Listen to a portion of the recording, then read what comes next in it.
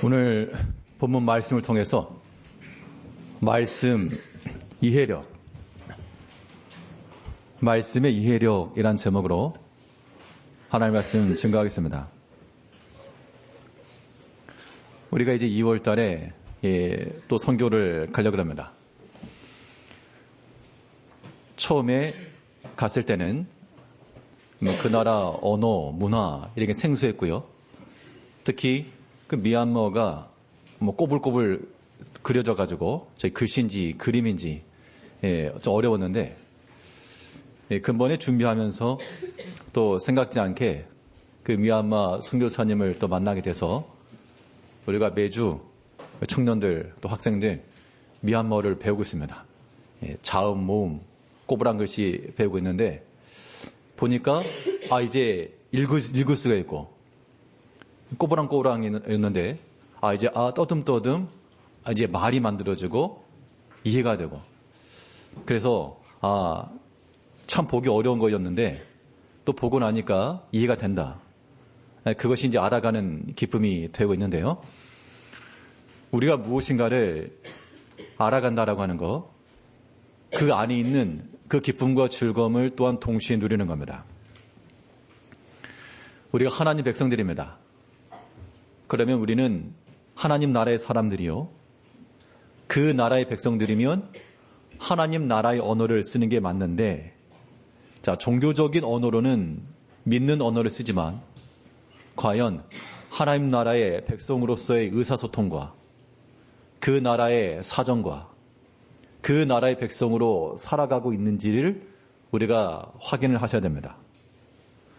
오늘 본문을 보게 되면, 오늘 주의 깊게 읽어보신 분들은 아시겠습니다만 예수님께서 씨 뿌리는 비유를 말씀하시고 그것을 이제 설명하시는 과정인데요. 오늘 본문 가운데서 단 하나의 키워드를 찾는다 그러면 무엇을 가지고 우리가 이 말씀을 살필 수 있겠습니까? 한 30초 드릴 테니까 한번 얼핏 한번 보시죠. 오늘 본문 10절에서부터 17절까지 내용 중에서 예수님께서 지금 이 이야기를 하려고 하시는구나. 이게 이 말씀의 포인트가 되겠구나. 라고 하는 그런 단어나 어구가 있다면 혹시 무엇일지 한번 보시기 바랍니다. 뭘까요?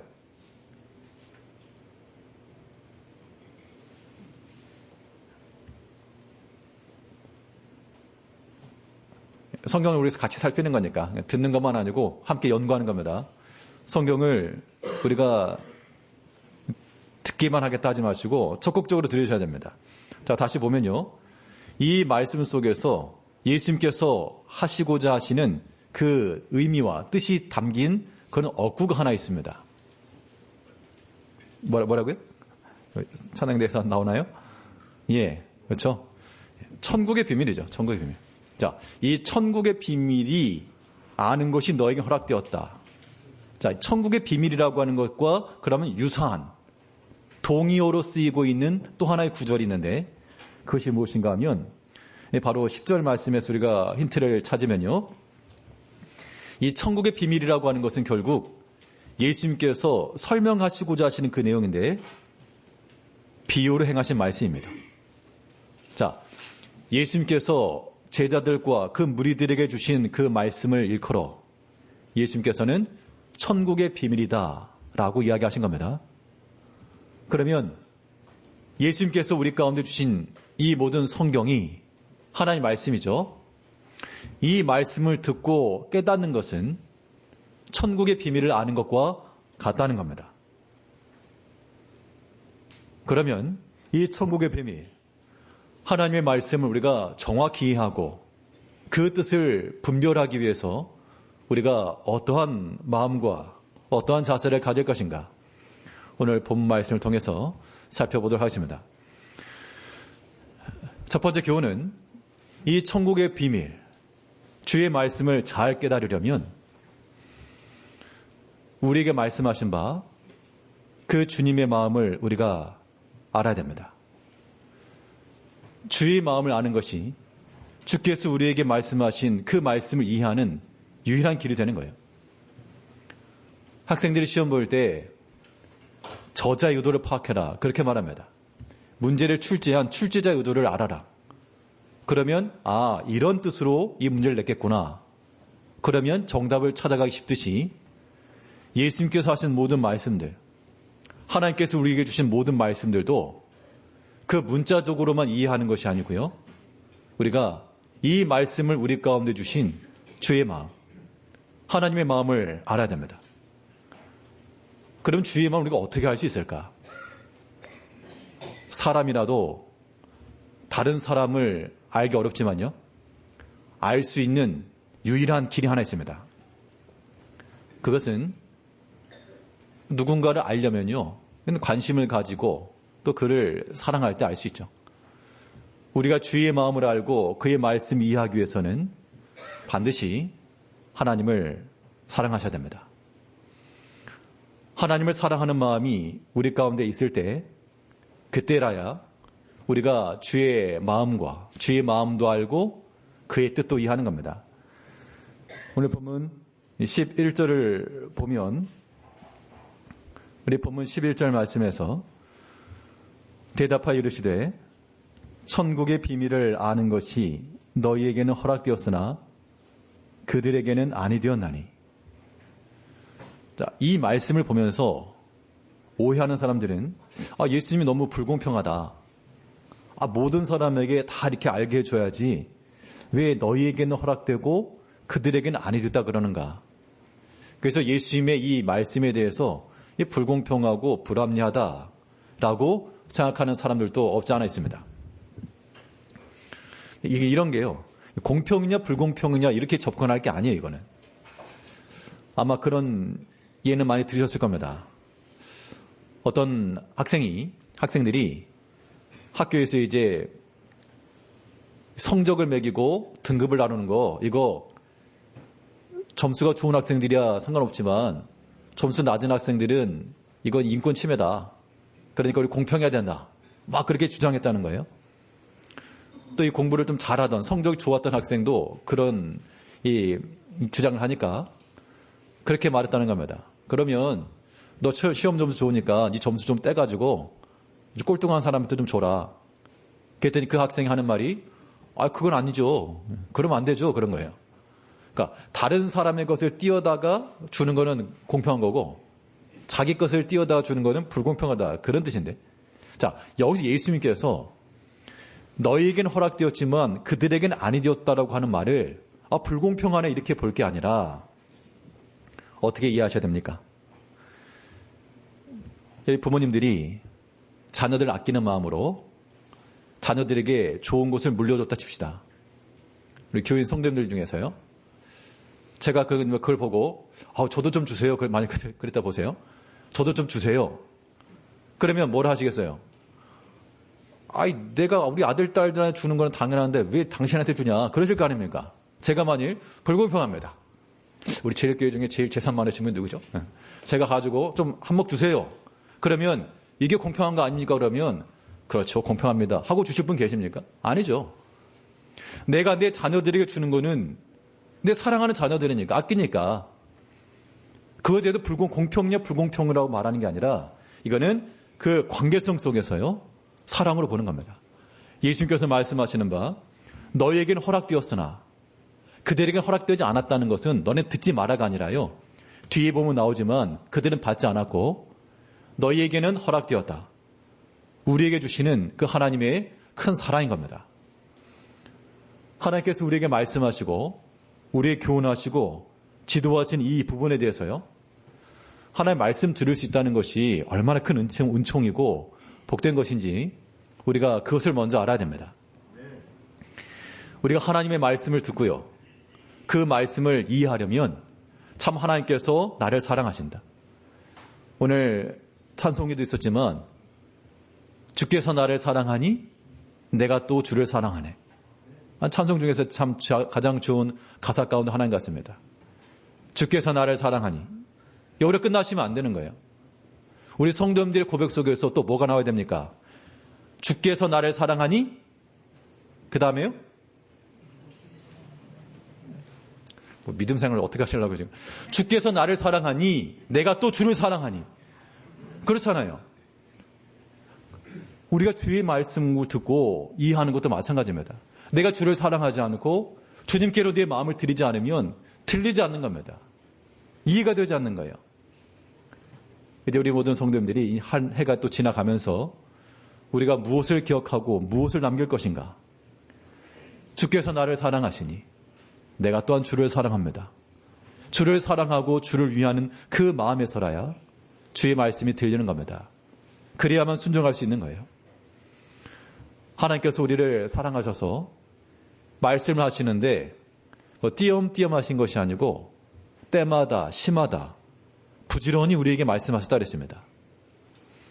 부지런히 우리에게 말씀하시는데 우리는 어떻게 하죠? 부지런히 도망다니죠. 부지런히 귀를 막고 부지런히 안 들린 척하고. 이것은 하나님의 말씀을 지식적으로는 들으나 우리가 실천하여 행할 수 없는 이유가 되는 겁니다. 우리 가운데 말씀하시는 하나님은 그 말씀 안에서 그 말씀 들어서 귀찮다가 아니고요. 우리를 지극히 사랑하시는 하나님의 애타는 사랑과 우리를 향한 갈급한 마음을 이해해야 됩니다. 부모들이 그 자녀들을 위해서 안타깝게 여기고 간절한 마음인 것처럼 하나님께서도 우리를 향해서 부르시고 또한 말씀해 주시고 그래서 우리는 주의 말씀을 들을 때마다 우리를 향하신 하나님의 큰 사랑을 기억하면서 들으셔야 돼요. 예레미야 7장 13절 말씀에서는 내가 너희에게 말하되 새벽부터 부지런히 말하여도 듣지 아니하였고 너희를 불러도 대답하지 아니하였느니라. 부모님들이 자녀들이 아침에 학교 갈 때 그 밥을 먹고 가길 원하십니까? 굶고 가길 원하십니까? 밥 먹고 가길 원하시죠? 아들, 딸들이야 옛날에 다 어렵게 살았으니까 그러다 치고 손자, 손녀들. 손자, 손녀들이 학교 갈 때 밥을 든든히 먹고 가면 좋습니까? 쫄쫄 굶고 가면 좋습니까? 먹고 가야죠. 그래서 아침마다 이렇게 수고롭게 밥도 차려놓고 하지만 애들이 어떻게 하죠? 아침에? 안 먹고 막 나가죠. 안 먹고 나갑니다. 그러면 한 숟갈이라도 먹고 가라. 보통 그런 게 그 부모 마음 아니겠어요? 그런데 한 숟갈 먹고 가라 해도 쌩 나가버리는 겁니다. 그러니까 그 음식을 준비하고 이걸 먹고 건강하길 바라는 그 부모의 마음에 대해서 이해가 없기 때문에 물론 시간이 없어서 그렇겠지만 우리가요 하나님 앞에서 하나님께서 우리에게 부지런히 말씀하시고 새벽부터 부지런히 말하고 그래도 듣지 않았다는 겁니다. 너희를 불러도 대답하지 않았다는 겁니다.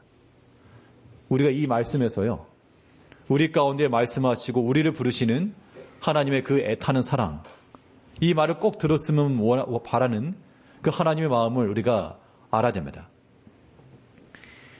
우리가 주의 마음을 이해할 때라야 그 말씀 속에서 하나님의 뜻이 무엇이며 우리를 향하신 선한 길이 무엇인지를 분별할 수가 있는 겁니다. 근데 여기서 우리에게 중요한 건 뭐냐면요. 우리가 주를 사랑하고 그의 말씀을 알고자 하는 마음이 있지만 이게 단발적으로 그쳐서 안 됩니다. 오늘 본문 이 13장 10절에서부터 17절까지의 내용을 똑같은 기사가 이 다른 성경에도 기록되어 있는데요. 거기를 보게 되면 오늘 마태복음에는 없는 한 가지 힌트를 얻게 됩니다. 예수님께 나아가서 이 비유에 관한 말씀 해설을 들은 건데요. 그래서 말씀을 듣고 깨닫게 된 그 이유가 무엇인가 하니 예수님께서 비유로 말씀하신 이후에 다 돌아가 버렸을 때 일부의 사람들이 또 제자들과 함께 예수님께 나와서 물었다는 겁니다. 예수님께 한 걸음 더 나와서 한 번 더 묻고 한 번 더 듣고 주께로 더 가까이 나아가는 그러한 우리의 신앙적 행위를 통해 그 말씀에 대한 깨달음과 이해를 얻을 수 있다는 겁니다. 마가복음 4장 9절 말씀을 보게 되면 예수께서 홀로 계실 때 함께한 사람들이 12 제자와 더불어 그 비유들에 대하여 물으니 자, 이건 똑같은 장면인데 마가복음에서 주는 거는 예수님께서 홀로 계실 때 조용한 그때 사람들은 다 흩어졌겠죠. 다 돌아간 이후 12명의 제자들은 예수님과 함께 있으니까 그렇다 치고 또 그와 함께 한 무리들이 왔다는 겁니다. 그들이 한 사람들이 어떤 일부 무리들이죠. 무리들이 12제자와 더불어서 예수님께 찾아왔고 그리고 비유에 대해서 물었을 때 예수님께서 이제 비유에 대한 설명해 주신 겁니다. 그러면 만일 예수님께 나와서 재차 묻는 이 사람들이 없었다 그러면 이 비유에 대한 해석은 없었을지도 모를 일입니다. 우리가 주의 말씀을 듣고 깨닫는다라고 하는 것은 우리가 한 번 듣고 아는 것으로 그치지 않습니다. 자, 성경 말씀은 참 신기해서요. 우리가 아노라라고 말해도 또 살펴보면 또 들을 게 있습니다. 말씀의 맛과 말씀의 즐거움이라고 하는 것을 우리가 그렇게 알으셔야 돼요. 요즘 이 시대에 참 볼 것 많고 들을 것 많은 시대에 우리 성도님들이 이 영적 생활을 어떻게 해 나가시는지 저도 궁금한데요. 우리가 들을 수 있는 기회를 많이 찾아야 되겠습니다. 요즘에야 이렇게 인터넷상에도 올라가고 뭐 유튜브나 홈페이지에 다 게재가 되지만 예전에 설교 말씀 그 녹음 테이프를 했던 적이 있었습니다. 제일교회도 아마 그랬을 수 있겠는데요. 설교를 녹음을 해가지고 그 테이프를 듣고 했던 기억이 납니다. 근데 그때 느꼈던 게 뭐냐면 다 아는데 당연히 테이프 내용이니까 다 알죠, 내용을. 몇 번 들었으니까. 다 알면도 불구하고 들을 때마다 뭔가 그 새로움이라고 하는 것이 있었습니다. 그래서 학생 때 그런 맛이 있었기 때문에 말씀 듣는 기쁨, 즐거움 이런 것들을 경험했던 적이 있었는데요. 우리 성도님께서도 들을 수 있는 것 중에서 다른 거 말고 하나님의 말씀에 대해서 부지런히 들으시고 또 반복해서 들으시고요. 그러면 숨겨져 있는 진리와 숨겨져 있는 말씀이 우리 가운데 주어질 수 있다라고 하는 것들을 우리가 들어야 됩니다. 하나님의 말씀을 듣는다 할 때는 한 걸음 나아가는 겁니다. 주께로 가까이 더 나가셔야 되는 거예요. 그래서 기회가 있을 때마다 하나님의 말씀이 선포되는 그 시간들마다 우리가 외면하지 말고 가까이 나가야 됩니다. 근데 우리가 하나님의 말씀을 가까이 접하는 방법 가운데 또 하나가 무엇인가 하면 우리가 주께로 나아가는 것뿐만 아니라 또한 우리의 자리로 부르는 것도 좋은 방법입니다.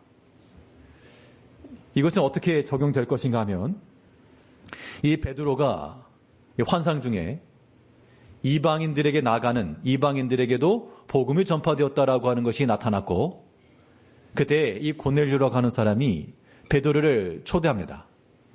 그래서 그 가정 가운데 말씀이 전파되는 그런 일이 있었는데요. 우리 사도행전 10장 33절을 보게 되면 내가 곧 당신에게 사람을 보내었는데 오셨으니 잘하였나이다. 이제 우리는 주께서 당신에게 명하신 모든 것을 듣고자 하여 다 하나님 앞에 있나이다. 그러니까 말씀을 들을 수 있는 기회를 따라서 나가는 것, 이게 1차적으로 중요하고요. 그렇기 때문에 우리 예배 시간들마다 뭐 어떻게든 변명과 핑계 대서 이렇게 외면하려 하지 마시고 세상의 것에 대해서 중단하고 멈추는 겁니다. 예배라고 하는 것은 하나님 앞에 나아가기 위해서 세상의 모든 것들을 중단시키는 거죠. 일시정지입니다. 그 일시정지라고 하는 것들을 우리가 행하여 주께로 나아가 함께 모여 예배하고 하나님의 말씀을 듣고 이것이 주께로 나아가는 길이요. 주의 말씀을 듣고 이해하는 좋은 방법입니다. 그 논의 사도행전 10장에서는 또 어떤 것이 있습니까? 이제 오십시오. 내가 곧 당신에게 사람을 보내었는데 오셨으니 잘하였나이다. 그의 가정으로 초빙을 하고 초청을 하여 하나님의 말씀을 듣고자 하여 다 하나 앞에 있나이다. 우리 성도님들의 마음속에 하나님의 말씀을 듣고자 하는 마음, 이거 필요하고요. 이게 이제 우리가 뭐 신방하는 건데 내년 한 해 동안에는 우리 신방하는 것과 우리 성도님들 함께 찾아뵈는 거 좀 더 힘을 쓰려고 합니다. 생각하면요. 근데 요즘 같은 경우는 꺼려 하시죠. 신방이라고 하는 자체가 이제 뭐 허락받고 다녀야 그런 수준이 되어버렸습니다. 일단 1차적으로 이렇게 힘들어하는 이유는 이 개인적인 생활, 영역이 있기 때문에 그런 것이기도 하고, 더 중요한 건 뭐냐면, 성도님들의 가정 속에 나타나는 그런 말들, 이야기들 중에서 하나님을 찬송하는 찬송 소리가 가정 가운데 얼마나 있을까? 혹은 하나님의 말씀이 얼마나 들릴까? 이런 걸 생각하면, 물론 온라인으로 예배에 참여하신 분들은 그것도 잘하는 방법이고요. 또 우리 개인의 삶 속에서 우리 가정 가운데 하나님의 찬송 소리를 들려주고, 우리 집안에서 하나님을 높이는 그 예배와 그 말씀이 선포되고, 이런 것들을 성도님들은 원하셔야 됩니다. 신방 그러면 뭐 대접받고 먹고 이렇게 생각하시면 곤란한 거예요. 그런 거는 아무것도 아니고, 그런 거는 없어도 되는 것이며, 하나님의 말씀에 대한 간절한 기대, 사모함, 우리 가정 가운데 우리 자녀들에게, 우리 식구들에게 하나님의 말씀이 주어지길 바라는 마음. 지금 이 고넬료가 그 베드로를 초청해가지고 목적이 뭡니까? 말씀을 듣기 위해서 하나 앞에 모였나이다. 이 마음을 누가 기뻐하실까? 하나님이 기뻐하시겠죠. 그 가정 가운데 하나님께서 은혜와 복을 당연히 주시겠죠. 물론 결과적으로 우리가 뭐 어떤 외적인 것을 가지고 파악할 수 없지만요. 사람이라도 누군가를 아끼고 존중하고 사랑하고 그런 마음을 가지면 마음을 얻습니다.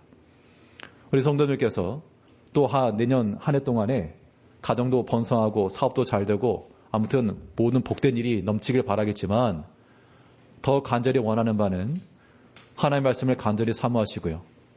또 하나님의 말씀을 들으시고, 나와서도 들으시고, 또한 불러서도 들으시고, 우리는 집은 못 옵니다. 그러면 가족들이 교회로 오십시오. 가족끼리, 가족 단위로. 신방을 꼭 집에서만 하는 법 없으니까 가족들끼리 예배당 와서 그 가족들끼리만 함께 예배 드릴 거니까. 그런 것들도요, 이게 뭐 해라 마라가 아니고 차원하십시오. 물론 이제 또 기획도 하고 권면도 하겠습니다만, 그럴 때마다 안 해요 하지 마시고, 그런 사람들은 하나님께서 나도 너네 복 안 줘 그럴 거니까 우리가 무엇보다도 믿음 안에서 신앙생활 하셔야 됩니다. 연말 되면서 이런 느낌을 갖습니다. 이 연말이 되면 이제 그 나뭇잎이 막 떨어지잖아요. 이미 떨어졌지만 올 한 해 동안에 많은 일들이 있었고, 또 수고면 수고, 노력이면 노력, 여러 가지 일이 있었는데, 마지막에 이르면서 더 이제 풍요로워지고 더 기뻐지고 이래야 되겠는데, 어떤 경우에는 이 마지막에 가까울수록 많이 바쁘고 분주하기 때문에 그러시겠지만, 참 우리가 예배하는 것, 하나 앞에 모이는 것, 이게 점점 강화된다라기보다도 좀 더 약화되는 것 아닌가. 더 많은 빈자리가 보여요. 자, 이게 우리가 추구하는 그런 바른 신앙의 보습은 되지 않을 겁니다. 우리 여러 가지 생활 가운데서 어려움이 있을지라도 놓치지 말아야 될 것은 하나님 앞에 예배하는 거죠. 그렇잖아요. 우리 지난 수요일에 봤던 것처럼 에스라가 예루살렘 돌아와가지고 돌아와서 보니 백성들도 우상 가운데 빠져있고, 앞장서서 수고해야 될 방백들, 고관들, 그들이 먼저 죄 짓는 일에 으뜸이 되어 있고, 너무 기가 막혀서 머리를 뜯고 수염을 뜯고 겉옷과 속옷까지 뜯고 근심하여 앉았다가 하도 기가 막혀서, 그러다 언제까지 그렇게 앉아있었다 그랬습니까? 저녁 제사 드릴 때까지. 그 저녁 제사 드릴 때 그 뜯어진 머리, 뜯겨나간 수염, 찢겨진 옷, 그 상태 그대로 하나 앞에 나와 여호와께 손을 들어 기도하여 가로되, 아무리 생활에 염려가 많고 분주하고 괴롭고 고통스러워도요, 하나 앞에 나아갈 그 예배 때가 되니까 나아간 거잖아요. 우리가 세상 가운데서 하나 앞에 나아가는, 하나님 만나는 이런 귀한 시간들, 이거 빈자리 되지 않도록 마지막이 갈수록 연말이 지날수록 점점 비어지는 상태가 아니라 더 꽉 채워져야죠. 꽉 채워져야죠. 하다못해 우리가 그 양념게장 이런 거 하나 먹어도요. 알이 좀 꽉 차야 아이고 맛있다 그러지. 하나님께서 우리를 보시면서 꽉 차 있는 상태면 하나님께 기뻐하실 거고. 사람이 많고 적음이 다는 아니지만 우리 마음을 따라서 하나님께로 더 가까이 나아가고자 하는 모습들, 그 액션들 취하시라고요. 무엇이 나에게 있어서는 하나님께 가까이 나가는 그러한 액션인가? 우리 신앙생활이 이제 퇴보하지 않고 진일보할 수 있도록 하나님의 말씀이 선포되는 곳에 내가 그 자리를 지켜내고 또 내 자리로 부르고 초청하여 주께서 이 자리에 함께 하시고 그러한 은총을 우리가 받아야 됩니다. 이러한 주께로 더 나아가고자 하는 마음을 지니고 있을 때 그때 우리는 하나님의 말씀을 더 이해할 수 있고 또 그 나라 백성으로 살아갈 수 있다는 겁니다. 지금까지 함께 하셨던 하나님께서 또 내년 한 해 가운데도 함께 하셔서 우리 모든 성도님들이 하나님을 지극히 사랑하며 또 그 말씀 가운데 한 걸음씩 더 나아가 이 천국의 비밀을 하나님의 말씀을 잘 이해하고 그 말씀의 은혜 가운데 거하시기를 바라겠습니다. 둘째로 이 천국의 비밀, 이 말씀을 정확히 이해하기 위해서 우리가 어떤 마음이 필요한가 하니 굳어지고 완고한 마음이 아니라 부드럽고 온유한 열린 마음을 지녀야 되겠습니다. 열린 마음이라고 하는 것은 우리 마음을 닫지 않는 거예요. 하나님 말씀이 들리지 않는 이유가 뭐냐? 귀를 닫기 때문에 그렇죠. 사람은 마찬가지입니다. 누군가 말을 했는데 그 마음을 닫아버리면요. 10마디를 해도 하나도 안 남는 겁니다. 우리 마음을 완고하게 하지 않고 온유하고 부드럽게 하는 것이 하나님의 말씀을 듣고 이해하는 좋은 길이 되는 겁니다. 우리 본문 15절을 보면 이 백성들의 마음이 완악하여져서 그 귀는 듣기에 둔하고 눈은 감았으니 그러니까 천국의 비밀을 너희에게는 허락되었지만 그들에게는 허락되지 않았다는 것이 너희는 듣지 마가 아니고요. 그들의 마음이 완고해서 그들의 귀가 닫히고 눈이 감겼기 때문에 그들 듣지 못한다는 뜻입니다. 만약 그렇지 않다면 예수님께서 굳이 천국 복음을 전하려 다니실 리 없었겠죠. 누구라도 듣고 돌아올 수 있고 누구라도 듣고 천국 백성 될 수 있지만 어떤 사람들은 그 마음을 완악하게 하여 완고하겠다 그 얘기입니다. 이건 지금도 마찬가지입니다. 우리 성도님들이 하나님의 말씀을 듣고 그 말씀 가운데 은혜를 받는다는 것은 일단 마음이 열린 거예요. 부드러운 마음인 겁니다. 온유한 마음이죠. 그런데 그렇지 않고 마음을 닫아버리면 지금 이 시간도 마찬가지입니다. 마음을 닫고 계시면 들리지 않죠. 들릴 수 없는 겁니다. 그러니까 사람의 말로 듣는다 그러면 안 들으셔도 되는데 우리 이 말씀을 통해서 내게 말씀하시는 하나님의 음성이라 우리가 생각을 하셔야 되겠죠. 마음의 그 완악함, 완고함, 고집셈 이런 것들은 참 우리가 버려야 될 요소 가운데 하나입니다. 마음의 부드러움이라고 하는 것은요. 우리 마음이 수용할 줄 알아야 된다. 수용할 줄 알아야 된다. 벽처럼 막 탕탕 튕겨내는 것이 아니고 우리 믿음의 형제들에 대해서 받아주고 수용할 줄 알고 그 밀가루 반죽하다 보면 반죽할 때 이렇게 힘을 주는 대로 형태를 만들어지죠. 그러다가 이제 그게 굳어지게 되면 이제 더 이상 변화되지 않습니다. 그러면 이제 부러지게 되어 있습니다. 우리가 하나님의 말씀을 들을 때마다 우리 마음이 부드러운 밭과 같이 그 말씀이 우리 가운데 수용이 되고 그 말씀을 따라 우리가 적용을 하고 그런 것이 우리가 성령의 인도함을 받는 증거이기도 하는 겁니다. 우리 신앙인의 삶 속에서 성령의 인도함을 따라 하나님의 영의 인도를 따라 살아가는 것이 중요한데 그 증거가 무엇일까? 성령께서 우리 가운데 함께한다라고 하는 증거 무엇을 가지고 그렇게 말할 수 있는가? 라고 하는 것 가운데 하나가 이 마음의 온유함입니다. 사람이 굳은 마음을 가지고 있고 그래서 전혀 용서할 줄도 모르고 사랑할 줄도 모르고 인내할 줄도 모르면 하나님의 영이 함께하는 증거 될 수 없죠. 그래서 성경을 보게 되면 하나님께서 우리에게 새 영을 주시고 새 마음을 주시게 되면 그때 너희 마음이 부드러워질 것입니다. 부드러운 마음을 준다 그렇게 말씀했죠. 우리 에스겔 36장 26절에서 또 새 영을 너희 속에 두고 새 마음을 너희에게 주되 너희 육신에서 굳은 마음을 제거하고 부드러운 마음을 줄 것이며, 굳은 마음이라고 하는 것이 제거가 되고 길가와 같은 마음이죠. 부드러운 마음을 줄 것이다. 새 영을 너희 속에 두고, 새 영이라고 하는 것은 분명 하나님께서 우리에게 주신 하나님의 영을 가리키는 게 분명합니다. 그러면 하나님의 영을 따라 그 새 영을 가지고 사는 사람들은 그 마음 자체가 굳은 마음이 아니라 부드러운 마음이라는 얘기죠. 부드러운 마음이라고 하는 건 도대체 무엇입니까? 말 그대로 부드러운 거니까 여기에서 어떤 충돌이나 상함이나 깨짐이나 이런 게 발생하지 않는 게 부드러운 마음이에요. 피부에 만일 각질이 생기면 좀 거칠거칠하죠. 여기에 뭐 로션을 발라주면 좀 부드러워집니다. 거치는 게 없죠. 우리가 하나님 앞에서나 사람 앞에서나 걸림이 되고 거침이 되고 그런 면면들을 우리가 좀 부드럽게 갈아야 되겠습니다. 우리가 마음을 스스로 부드럽게 하지 않으면요, 하나님께서 우리를 부드럽게 해주십니다. 그때 굵은 페파로 갈아대는 것처럼 그때는 이제 고통이 따르게 되십니다. 우리 마음이 부드러운 마음이 되어서 주의 말씀을 들을 때 이거 속상해하지 마시고 또 나를 지적한다 그렇게 생각하지 마시고, 혹여라도 그런 마음 가시는 분 계실까 봐 하나님 말씀 들을 때 내 얘기하네? 그렇게 생각하지 마세요. 저는 그런 거 없습니다. 그런 마음이 있다 그러면 하나님이 주신 마음이니까 회개할 바를 회개하고 돌이킬 바를 돌이켜야지. 이거 내 얘기하네?